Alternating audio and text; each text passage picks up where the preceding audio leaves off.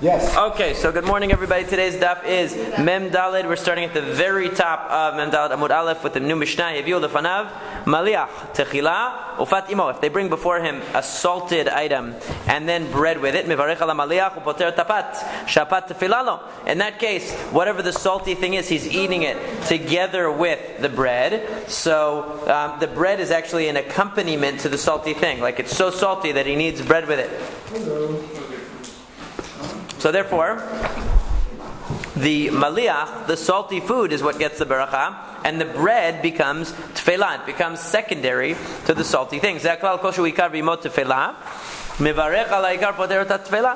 anytime you have one essential food and a food that's an accompanying food, even if that accompanying food is bread, which is usually the most important, most essential food, but here we're talking about a situation where you're only eating the bread as an accompaniment to something else.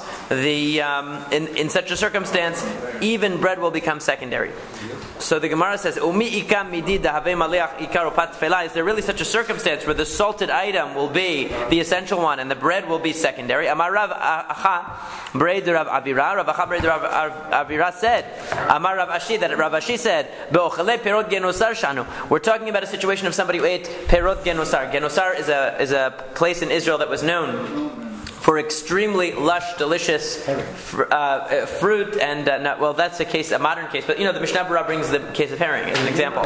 Yeah, but we're talking here about these very, very sweet fruits, and they were so sweet. How sweet were they? Well, that you had to eat a salty item with them in order to counteract the extreme sweetness, and they would eat an item that was so salty that they had to have bread with the salty item. So there actually were two things you had to have. You ate these really sweet fruits, then you had to eat saltiness, and it was so salty that you needed to have bread with the salty food that you ate afterwards. So Rashi says that actually what beracha would you make? You would make the beracha on the perot, on the fruits, and then that would cover not only the salty thing but also the bread.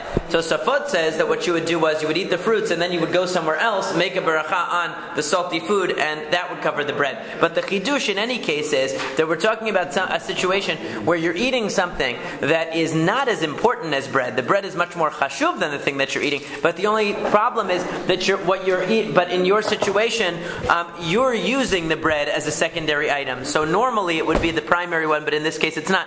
Like sometimes people will drink and they'll eat something with the alcohol that they're drinking in order that they not get sick from it, or in order that they not that it not burn too much or whatever. So they're really eating in order to drink. They're not drinking. They're not eating the bread in and of itself. So you would say the shehakol on the whiskey or something, and let's say you had to eat a cracker so that your stomach won't get upset from the whiskey. So you're only eating the cracker as a way to counteract the effects of the whiskey. You wouldn't even have to say a beracha on the cracker in that case if you're drinking whiskey and you eat something with it in order to prevent yourself from getting sick or something like that. Yeah, that's the reality. Amar Rabbi Bar Bar Chana said, and now we get into a little bit of a discussion about these extremely sweet and delicious fruits of genosar. When we would follow Rabbi Yochanan to taste of the fruits of genosar. When we were 100, we would each get 10 of these fruits. When we would go with only 10 people, we would each get 100 of these fruits. We would each get a 3 sa'ah sized basket that we would place the fruits in, which is a very large basket. And we would eat all of them, all 100 of the fruits, or all 10 of the fruits. And we would feel at the end like we hadn't tasted anything. In other words, what he means to say is that even though we had all of these fruits, whether it was 100 fruits when there were only 10 of them, or whether it was 10 fruits when there were 100 of them, and they filled these baskets of these fruits, even after they ate them, they were so sweet and so delicious that they left them actually hungering for more. They didn't feel like they had eaten a meal that sated them. Do you really mean you felt like you didn't have food? No. What he meant was they didn't feel satisfied. So because this is sugary, hungry. It's like if you eat a lot of candy, it tastes good at the moment, but it doesn't really satisfy your hunger. You're still going to be hungry afterwards. So they would eat these delicious fruits, but they were such pure sugar, I guess. They were so sweet that afterwards they were still hungry for more. Rabbi Abba would eat so much of this, these perot genosar, that his face would become shiny and oily, and a fly would slip off his face if it tried to rest on his face. Rav Ami v'Rav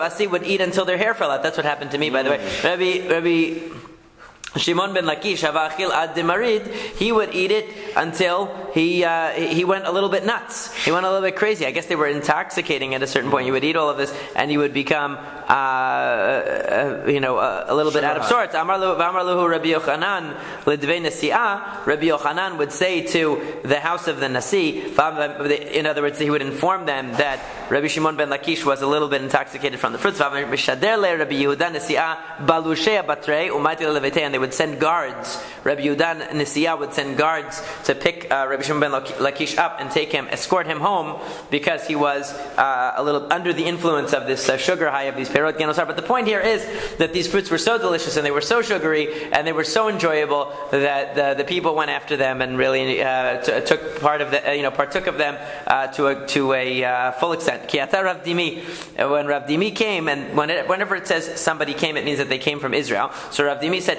that Yanai HaMelech had one city, Behar HaMelech, on the mountain of the king. Shayu motzi'im mimena shishim ribo siflei tarit lekotzetei inim. They would bring 600,000 bowls of sardines, or some kind of salty fish, to those who were harvesting the figs from the trees. Me'erev Shabbat to Erev Shabbat. That's what they would need from Erev Shabbat to Erev Shabbat. Some say that the reason, in other words, per week, they would need 600,000 bowls of these salty fish. Now that shows you how many workers he had working for him, how many figs he had being harvested, if he needed that much to be able to take care of them. And some say that the connection between this and the previous Gemara was that since they were eating of these fruits, we said before that when you eat something very, very sweet, you have to have something salty to counteract it. So they were eating of these fruits because the halacha is, the Torah says that when you're in the field of your fellow, it's talking about when a worker is in a field working with the fruits of his boss, he's allowed to take a little bit as a snack as long as he doesn't gather it in a bowl or gather it in anything. So they were allowed to eat some of these fruits as they're working, so they would bring in these salty fish to counteract the sweetness of the fruits that they were enjoying there. He said, Ilan echad hayalo li Yanai HaMelech had a tree Behar HaMelech on the same mountain. Shayu moridin mimenu 40 sa'ah gozalot. They would bring 40 sa'ah of birds down. Mishalosh berachot b'chodesh. Each month they would bring 40 sa'ah worth of birds from 3 different broods of birds from the tree. There were so many birds living in that tree that every month, 40 sa'ah is the size that you need for a mikveh. It's pretty big. It's very large. They would bring that many birds down per month from that tree for eating, for consumption. So obviously it's talking about the great shefa, the amazing amount of blessing that they had, material blessing that they had in Israel at that time. Kiata Rabbi Yitzchak Amar. When Rabbi Yitzchak came, he said, there was a city named Gufnit. Shayu ba 80 zugot achim kohanim nisuim l-80 zugot achayot kohanot. That they had 40 cases, basically, where 2 brothers married 2 sisters. The 2 brothers were Kohanim, and the 2 sisters were Benot Kohen. They were the daughters of Kohanim. So you had 40 couples like that. So that's very unusual, where you have 2 brothers marrying 2 sisters, and both families are Kohanic families. And in fact, they said that Ubadku Rabbanan misura ve'ad Naharda'an, they searched from Surah to Naharda'an. In other words, they searched all through Babylonia. V'lo ashkachu bar mi benatei d'Rav Chisda davon Sivan l'Rami bar Chama u'lemar Ukva bar Chama. The only case of 2 sisters marrying 2 brothers that they could find was only one in all of Babylonia. And here you had 40 cases of 2 sisters marrying 2 brothers. And both families being Kohanim. So va'afalgav de'inhi havu kanata in ulo havu kane. And although the sisters in that case were benot Kohen, the brothers are not bnei Kohen, but were not Kohanim. So what do you see? You see that of the entire Babylonia, they could only find one situation where 2 sisters married 2 brothers. Okay, and in this city in Israel, they had 40 cases, and not only was it 2 sisters marrying 2 brothers, but they were all Kohanim as well. Amar Rav said, "Kol sudashin b'melech ena seudah." If you don't have salt at the table for a meal, it's not a meal.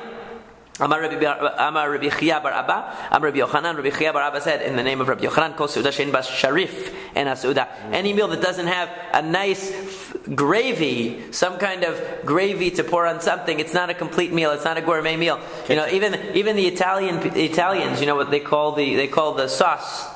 When they make spaghetti with sauce, they call it gravy. They don't call it like we call it tomato sauce. They call it gravy because you need to have gravy to make a complete meal. The Mishnah says, "Achal anavim uteinim v'rimonim mevarich acharayim shalosh berachot." Divrei Rabban Gamliel. We encountered this earlier in the Gemara.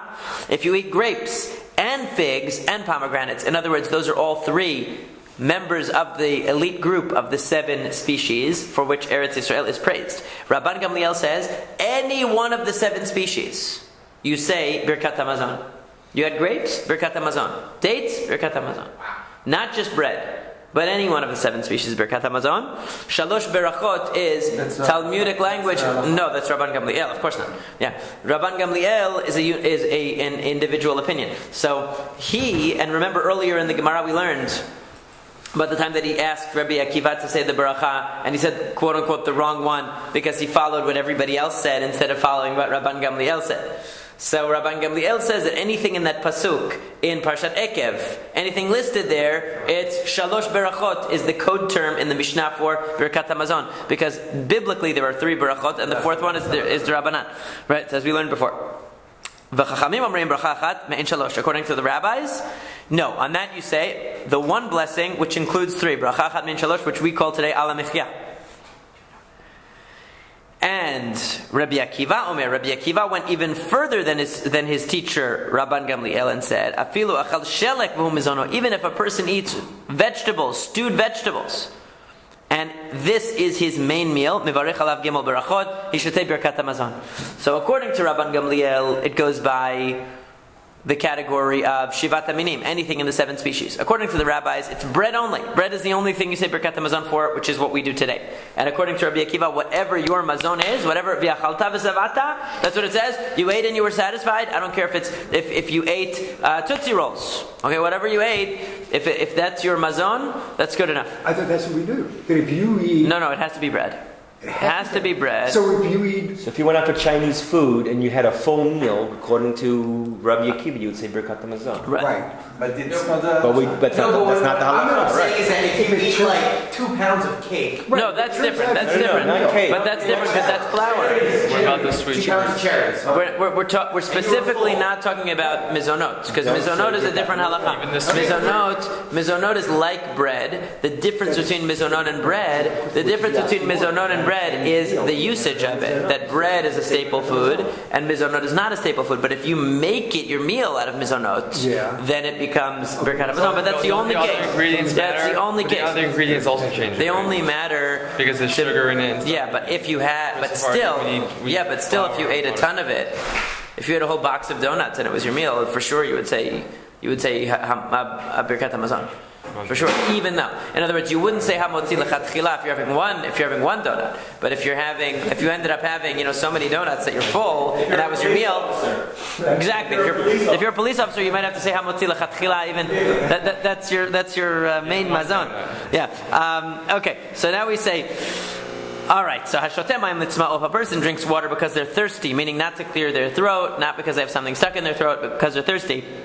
Then you say shehakol. On that, Rabbi Tarfon omer borei nefashot rabot v'chesonan. According to Rabbi Tarfon, you say borei nefashot before you drink water. We say borei nefashot only after we eat or drink something that's not mizonot and not one of the shivat haminim and not hamotzi. So, like, let's say, for example, a person eats, an apple. So if they eat an apple, afterwards they say borei nefashot. According to Rabbi Tarfon, you say borei nefashot even before you drink water. And after? He doesn't say anything about after. Apparently, there's nothing after, according to him. My tamad Rabban Gamliel. Where did Rabban Gamliel get the idea that any one of the 7 species should be should require Birkat Hamazon because dechtiv eretz chita u'saura, because after listing the 7 species, uchtiv eretz shelo b'miskenu tochal balechem, and then it says it will be a land where you don't lack any bread, that you will eat bread without, not in poverty, not lacking. Uchtiv v'achalta v'savato v'erachtat Hashem Elohecha, and then it says you will eat, you will be satisfied, and you will bless Hashem your God. In other words, he says that since this mitzvah of Birkat Hamazon, since this commandment to eat, be satisfied, and bless comes after the list of the 7 species, therefore it includes all of them. However, V'Rabbanan, what are the rabbis going to say? Eretz hifsika inyan. You can't say that because first it lists the 7 species, and then it says Eretz, a land where you will eat bread without lacking anything. So it mentions bread. It singles out bread. So in between the mentioning of the 7 species and the mentioning of Birkat Hamazon, it mentions bread. Specifically, it singles out bread. So therefore that means that only bread requires Birkat Hamazon. For Rabban Gamliel, what Rabban Gamliel says is, no. So Rabban Gamliel, nami eretz hifsika inyan. So what is Rabban Gamliel going to do with the fact that there is an interruption? There are the 7 species, and then it mentions bread, and then it mentions Birkat Hamazon. So why doesn't he agree with the rabbis that only bread requires Birkat Hamazon? Answer, that's to teach you that eating, let's say, puffed wheat, for example, okay, doesn't require Birkat Hamazon because it's not bread. And when it comes to barley and it comes to wheat, only barley and wheat that's made into bread requires Birkat Hamazon according to Rabban Gamliel. Not just eating barley, not just eating, let's say, I don't know, what's barley you eat, kasha or something? Is that barley? No, kasha is a different. It's a totally different thing. Okay. Totally different thing. Okay. So, but let's take puffed wheat. Puffed wheat is a good example. You eat puffed wheat, you wouldn't have to, or you chew wheat kernels. You would not have to say. You would say borei pri ha'adama, and you would say borei nefashot, because that's not considered the form that the Torah is talking about. When the Torah mentions chitan se'ora, when it mentions wheat and it mentions barley, it means ground up and processed into a food, either mizonot or hamotzi, but not when it's in its natural state. That's not what it's talking about. Even Rabban Gamliel agrees with that. So Amar Rabbi Yaakov bar Idi. So if you had like what's it called, Honey Smacks cereal, where it's the puffed wheat, then you would not say Birkat Hamazon, even according to Rabban Gamliel. Rabbi Yaakov bar Idi, Rabbi Chanina. Rabbi Yaakov bar Idi says, that Rabbi Chanina says, Kol shu mechamesh taminin, b'tchilam v'rech alav barim minei mizonot, v'sof v'rech achad min shalosh. He says, anytime you eat something which is from the 5 species of grain, which we've mentioned before, you say borei minei mizonot in the beginning, and you say ala mechia at the end. Obviously, that's only talking about where it's not bread, where it's some other item made from the 5 species of grain. Amar Rabba bar Mari, Amar Yehoshua ben Levi. Rabba bar Mari said that Rabbi Yehoshua ben Levi said, Kol shu mishiv'at aminin, but chilam mivarech borei pri ha'etz, ulevasov barach achad min shalosh, that anything which is one of these 7 species, obviously excluding barley and wheat, the blessing is borei pri ha'etz, is because all of those things grow on a tree except for barley and wheat, obviously. And then at the end you say bracha chat mein shalosh, you say this blessing which is called the one blessing that includes 3. Or as we would say, al ha-mechya. Amar le Abaye le Rav Dimi, Abaye said to Rav Dimi, Mainihu bracha chat mein shalosh. What is the text for this one blessing that includes 3? Amar le apere de etz ala etz ve'al priya etz. So when it's pere de etz, when it is fruit of the tree, you say ala etz ve'al priya etz, on the tree and the fruit of the tree, ve'al tnuvat hasadeh, and the produce of the field, ve'al eretz chemdat tova ruchava, and on the desirable and good and broad land she'inchalta lavotenu, that you gave to our forefathers, lechol mepirya, to eat from its fruit, v'lispom mitva, and to be satisfied from its goodness. Rachem Hashem Elokeinu al Yisrael amach ve'al Yisrael virach ve'al miktashach ve'al mizbachach. Have mercy, Hashem, our God, on Israel, your people, on Jerusalem, your city, on your temple, and on your altar, and rebuild Jerusalem, your holy city, very quickly, and raise us up, bring us up into its midst, and bring us joy in it, because you are good and you do good to all. Now, if you take a look at this blessing, you will notice that it is in fact a summary of Birkat Hamazon. First it mentions the good food that we just ate, then it mentions the land, that's the second blessing of Birkat Hamazon, then it says Rachem, have mercy on your city and on your people, which is the third blessing of Birkat Hamazon, and then it says Kiyata Tov Umetiv, that's Birkat Tova Umetiv. The fourth blessing actually of Birkat Hamazon is also incorporated. So it's an encapsulation of the entire Birkat Hamazon. If it's if what you had was one of the 5 grains and not just one of the fruits, then ala mechya ve'ala kalkala ve'al tenuvat hasadeh chulei. So it goes on. So instead of saying ala ha'etz v'al it's on the tree and on the fruit of the tree, you say ala mechya v'ala kalkala, on the sustenance and on the and I mean it's two different words for sustenance. It's hard to translate them differently. On the provision, on the sustenance, and on the tenuvat hasadeh, on the produce of the field, etc. V'chotem ala aretz v'ala mechya, and there you would say ala aretz v'ala mechya rather than ala aretz v'ala perot, which is the other one. So it says mechtam b'may chatim. So how are you supposed to conclude this bracha? Ketar Rav Dimi Amarav. So when Rav Dimi came from Israel, he said that Rav said Chatim Barosh Chodesh Baruch Mekadesh Yisrael V'Rashi Chodeshim. He said that because so far we only saw how to conclude Al HaMechya, Al Ha'aretz V'Al HaMechya, but it didn't tell us how to conclude the Perot, the Al Ha'etz V'Al Priya Etz. So that's what it's asking about now. So what do we conclude with? We know that Rav said that on Rosh Chodesh you're supposed to say Baruch Mekadesh Yisrael V'Rashi Chodeshim. So in other words, you can have a double conclusion. You can say two things. Blessed are you Hashem who sanctifies Israel and Rosh Chodesh. So here what do we say? Achamai, Rav Chisda Amar ala aretz v'al peroteha. Rav Chisda said you say Baruch Atah Hashem ala aretz, on the land, v'al peroteha, and on its fruit. Rabbi Yochanan Amar ala aretz v'al perot. Rabbi Yochanan says you say on the land and on fruit. Not its fruit, but just fruit. Rabbi Amram said, V'lo pligei, they're not arguing. Halan v'halehu. One is for them, one is for us. So what it means, at first, what it assumes is, that what it means is, when we in Babylonia eat fruit, we should say, thank you for the land and its fruit, uperoteha, because we're talking about the fruit of Eretz Israel. But if you're living in Israel, you would say, Baruch Atah Hashem, ala aretz v'al ha-perot, because you're in Israel. So the fruit means the fruit that I have here. But then the Gemara says, wait a second. How could that be? Matkivla Rav Nachman Bar Yitzchak. Rav Nachman Bar Yitzchak raised an objection here. He said, wait a second. They're the ones eating the fruit of the Eretz Israel. We're eating the fruit of Rockville, Maryland. They're going to say al aretz v'al perot. They're going to say on the land and on the fruit, and we're going to say al peroteha. We're thanking God for their fruit that they're eating over there. That doesn't make any sense. How about the fruit we're eating here? So therefore it says ela ipuch. Rather, it's the opposite. Rav Chisda Amar al aretz v'al perot. Rabbi Yochanan, who was from Israel, said al aretz v'al peroteha. That Rav Chisda was the one who said you should say al aretz v'al perot, on the land and on the fruit, because it includes not only the fruit of Eretz Israel, but the fruit everywhere. And Rabbi Yochanan, who's living in Israel, says ala aretz v'al peroteha, on the land and on its fruit, because he was living in Eretz Israel. Now, of course, if a person eats fruit of Eretz Israel, even outside of Israel, even if they eat it here, they say al aretz v'al peroteha, because you're actually eating of the produce of Eretz Israel. As we turn to Amud Bet. Quick question. Yeah. My father used always al aretzenu v'al nachal. So that's only in Eretz Israel. No, you could say that here too, because it's not referring to the fruit that you're eating. It's saying on our land. When you're eating, but when you're talking about fruits, you have to be thankful for the fruit you ate, not for the fruit that somebody else ate. But the land belongs to everybody. It belongs to you even though you're not there. The land belongs to everybody. So that we always say Artzenu. We always say. So Amar Rav Yitzchak Bar Avdimi. Rav Yitzchak Bar Avdimi said, Mishum Rabbeinu, in the name of Rabbeinu. Rabbeinu, by the way, means Rav. Ala Be'ah, on eggs, v'al minei kufra, they weren't vegans, that's for sure, and on meat. But chila mivarech shakol, ulevasof borei nefashot rabot. So in the beginning you say shakol, at the end you say borei nefashot. Aval yarka lo. But if you have vegetables, you don't say any blessing afterwards. Rabbi Yitzchak Amar, afilu yarka. Even if you have vegetables, you have to say a blessing afterwards. Aval mayalo, but not if you had water. Rav Papa Amar, afilu maya. Even if you had only water, you have a blessing afterwards. What's the machloket here? The extent of satiation. Because according to the first opinion, meat or eggs, they're really, very filling. So they require an after blessing. But maybe vegetables, not so much.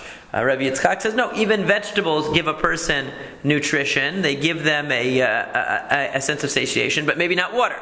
The answer is no. In the end, anything that afterwards gives you the relief of having had some kind of satisfaction, even if it's water, you say Borei Nefashot. Mar Zutra, Avid Rav Yitzchak Bar Avdimi. Mar Zutra would follow what Rav Yitzchak Bar Avdimi said. Rav Yitzchak Bar Avdimi was the one that said that only if you have something like meat or eggs do you say a blessing afterwards, but not for vegetables. For Rav Shimi Bar Ashi said Avid Rabbi Yitzchak. He followed Rabbi Yitzchak. There are two Rabbi Yitzchak. So there's Yitzchak and Rabbi Yitzchak Bar Avdimi. So according to the first view, you would say after blessing only after meat or eggs. According to the second one, only after vegetables, but not after water. V'simanach. How are you going to remember whether which one Marzutra followed, and which one Rav Shimi Barashi followed? The answer is Chad Kitrei Utrei Kechad. The one who has two names followed the one that has one name. The one that has one name followed the one that has two names. What does that mean? Marzutra, who just has one name, okay, he followed Rav Yitzchak Bar Avdimi. He has two names because he mentions his father's name in his title. And Rav Shimi Barashi, who has two names, followed Rabbi Yitzchak, who only has one name. Okay, so there you go.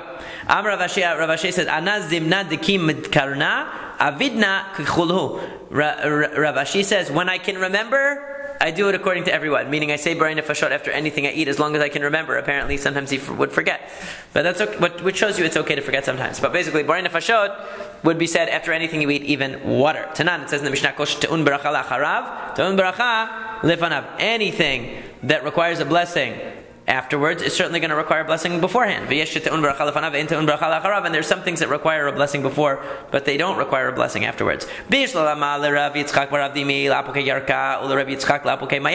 understand this according to Rav Yitzchak Bar Avdimi. There are things that require a blessing before, but they don't require a blessing after. Like vegetables, according to Rav Yitzchak Bar Avdimi. Like water, according to Rav Yitzchak. Still, after water, you wouldn't say a blessing. But according to Rav Papa, what does it come to exclude? What does it come to exclude? Lapoke mitzvot. Yes, true, according to Rav Papa, there's no food that you eat that doesn't require B'rei Nefashot afterwards, at least. But mitzvot don't require a blessing afterwards. You say a blessing before you shake the lulav. Afterwards, you don't say B'rei Nefashot or whatever. You don't have there's no concluding bracha after a mitzvah.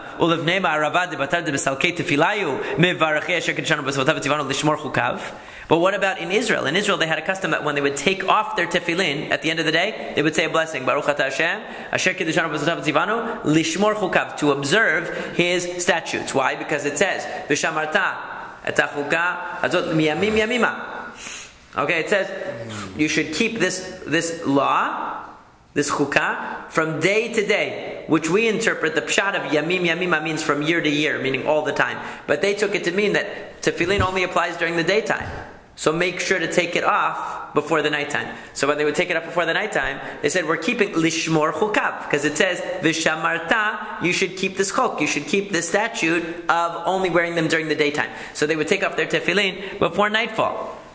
So that shows you that according to them, there is in fact no category where there's no bracha afterwards. Because even in mitzvot, there are some mitzvot that have a bracha afterwards. Not all mitzvot. So some of the Mefarshim say, well, why doesn't Rav Papa say, okay, that's one example. Why are you giving me one example? Okay, because we could still come along and say, like Tosafot says, we could still come along and say that true, for tefillin they had a bracha afterwards. They didn't have a bracha afterwards for shaking the lulav. So why don't we just say that's what when he said not everything that has a bracha before has a bracha afterwards, he meant all the other mitzvot. But it doesn't want to go that way. It wants to find one broad category. So therefore, what does it say? That when it comes to smelling, you say borei atzei v'samim, you smell something, there's no after bracha because there's no satisfaction from that. You only enjoy it when you're smelling it. Amar Rabbi Yanai, who should that say? Amar Rabbi Yanai, Amar Rabbi, it says? Mm-hmm. Okay, that makes sense. Historically speaking, it says on the side here though, Bechtav Yad it says Amar Rabbi Zera. Okay, could be. So koshu kabetza betza tova mimenu.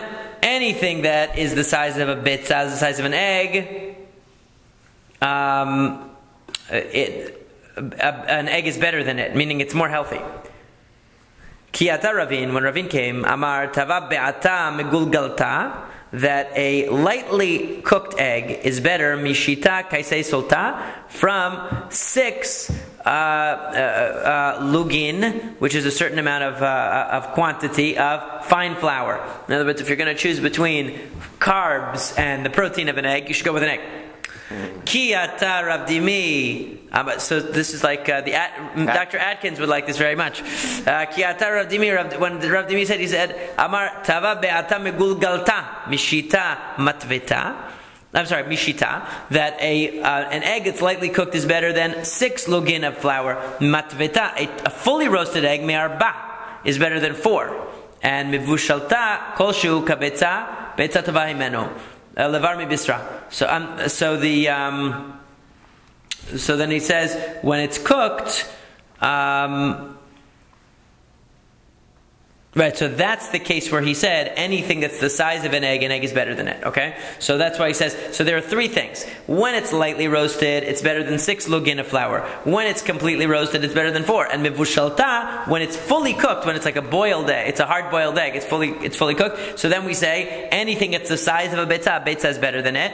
Levar mi bisra, except for meat. Meat is even better than that. So when it comes to an egg, it's only as good, when it's a fully boiled egg, we say that it's only better than something else the same size. It doesn't outweigh things like the other eggs.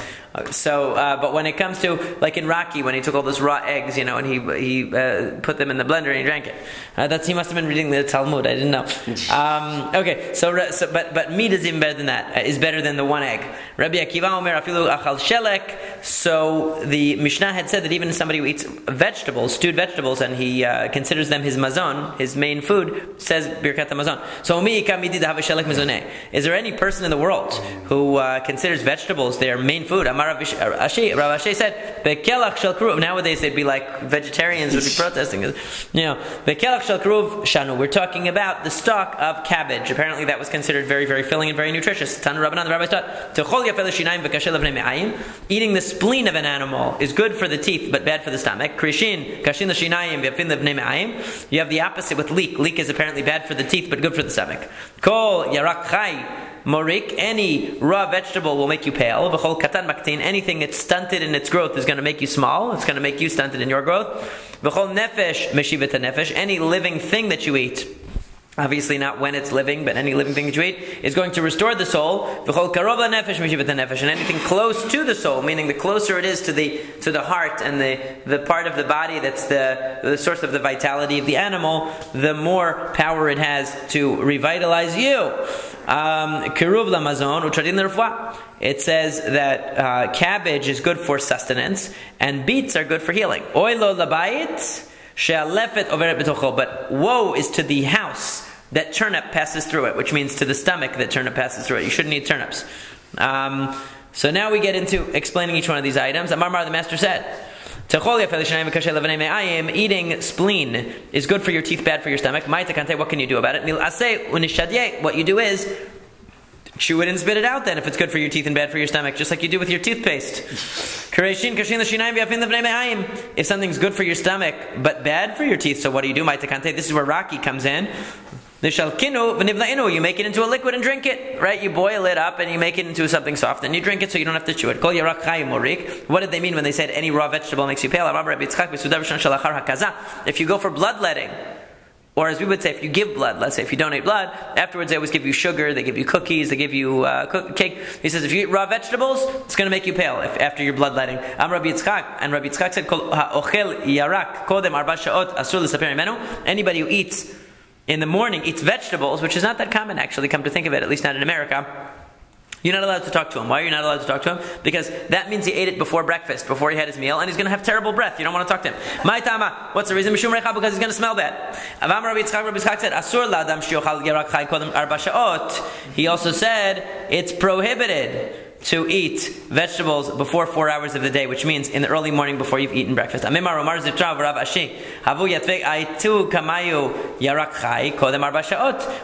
a time, Amemar and Mar Zutra and Rav Ashi were all sitting down, and they brought before them raw vegetables, and it was early in the morning, they hadn't had breakfast yet. Amemar Rav Ashi achol. Amemar and Rav Ashi were eating it, Umar Zutra lo achal, and Mar Zutra would not eat it. Amruleh, they said to him, "My datech, what is your reasoning here?" Dam Rabbi Yitzchak kol haochel yarak kodem arba shaot asur lesaper mimenu mishum recha va'anan dekach linan v'kam shta'et ba'adan. They said to him, if you're following what Rabbi Yitzchak said, that anybody who eats these vegetables before 4 hours of the day, you're not allowed to talk to him because of the bad breath. We're eating it, and you're still talking to us, so you're obviously not following that. So why don't you have some vegetables? Amar Lu, he said to them, Ana ki dachte Rabbi Yitzchak. I'm following the other version of Rabbi Yitzchak, severely. That's what I hold like.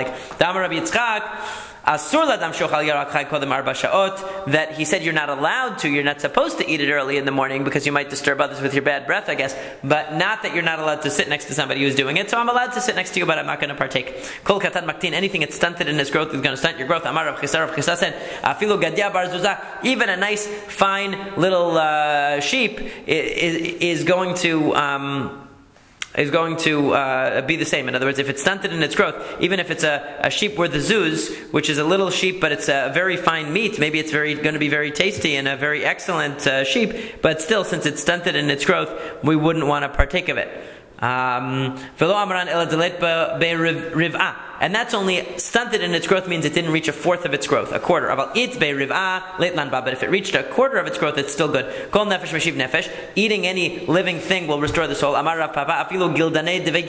Even these little fish that would, as Rashi says, they were very, very small fish, and they would swim through the reeds of the pond. Okay, they were tiny. So since that's their full size, even though they're small, it's okay to eat them. If they were stunted in their growth, and that was why they were so tiny, then they would say not to eat them. Anything closer to the soul restores the soul more. Amar Rav Acha bar Yaakov unka. Rav Acha bar Yaakov said this means the neck, getting things near the heart and the internal organs in the neck. Amar le Rava l'shama'e. Rava said to his servant, Ki maititli umtzad bisra. He would say, when you bring me meat, a piece of meat, make an extra effort and bring me something that's close to the house of blessing, meaning it's close to where they say the barakah, it's close to where they slaughter the animal. In other words, it's close to this part of the animal. Kiruv lamazon, it said in the statement before that cabbage is good for for mazon, for nutrients.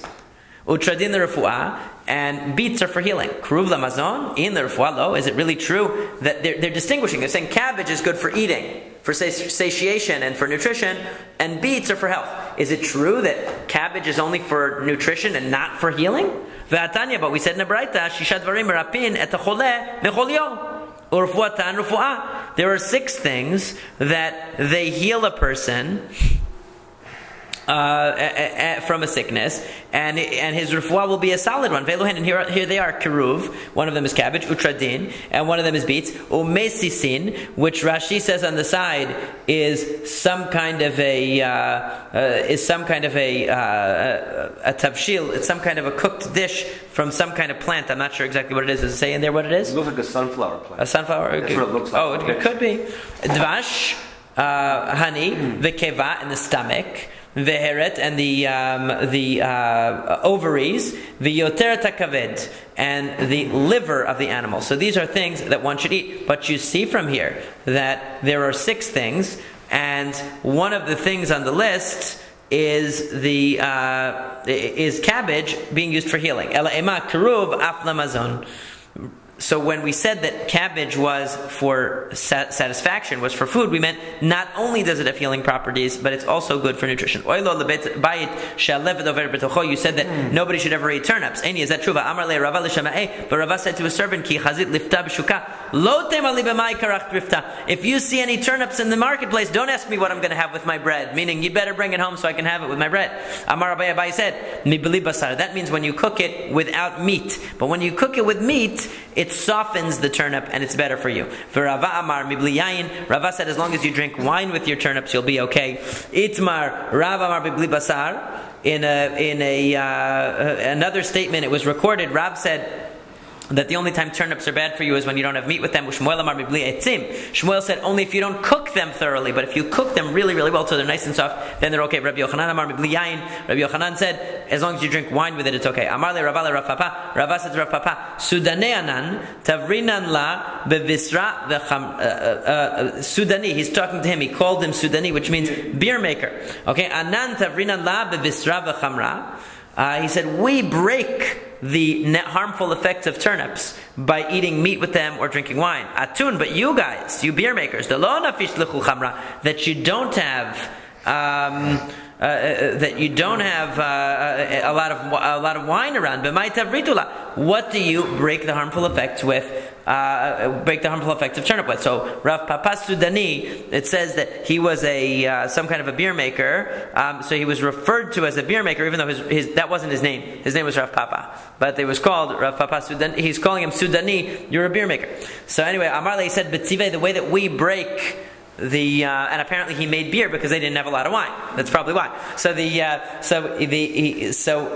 "B'tzivei, we do it with wood," which means to say not that they beat the turnip with wood, meaning that we make a big fire with the wood and we cook it very, very well. Because the wife of mother life, they make beer with the outside of the trees. Yeah. And here it's saying that it's saying that he made actually date beer, and that's date beer, yeah. From dates. Yeah, from dates. I don't know how you make that. I don't know much about beer making, but that's what it says.